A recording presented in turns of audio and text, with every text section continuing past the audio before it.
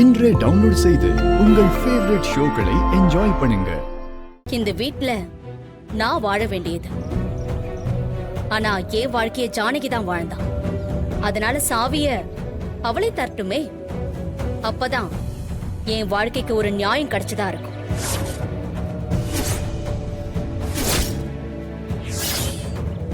ஒரு சாவி யார்கிட்ட வாங்கினா என்ன? உங்களுக்கு இந்த வீடு தானே வேணும்? ஒரு வீட்டோட சாவி அந்த வீட்டோட மருமகளுடைய பொறுப்பு. ஆனா இந்த வீட்டு மருமகளா இருந்து ஜானகி இந்த வீட்டை தக்க வச்சுக்கல.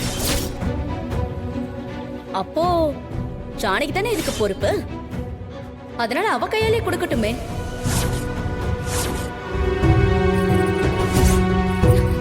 பெரியம்மா, சாவியை கொடுத்துறாதீங்க.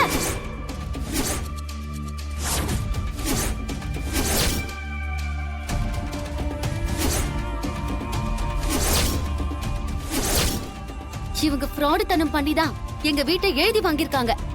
அதுக்கு சாட்சியோட வந்திருக்கோம்.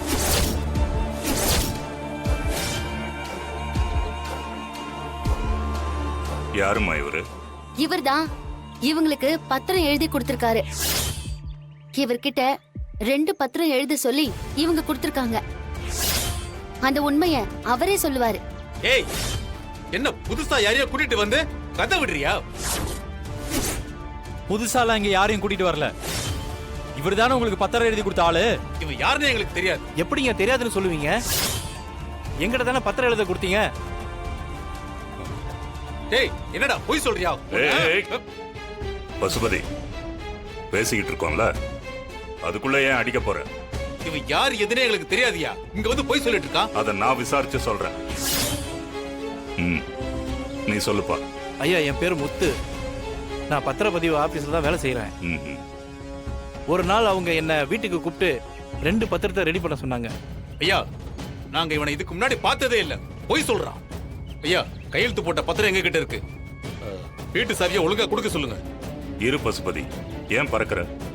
முதல்ல அவர் பேசி முடிக்கட்டும். நீ சொல்லுப்பா. ஒரு பத்திரத்துல வைத்தியநாதன் கிட்ட இருந்து கடன் வாங்கின மாதிரியாவும், இன்னொரு பத்திரத்துல புவனேஸ்வரிங்கிற பேருக்கு வீட்டை எழுதி கொடுக்கற மாதிரியாவும் எழுதி ரெடி பண்ண சொன்னாங்க. நானும் அவங்க கிட்ட பணம் வாங்கிட்டு அப்படியே எழுதி கொடுத்தேன்.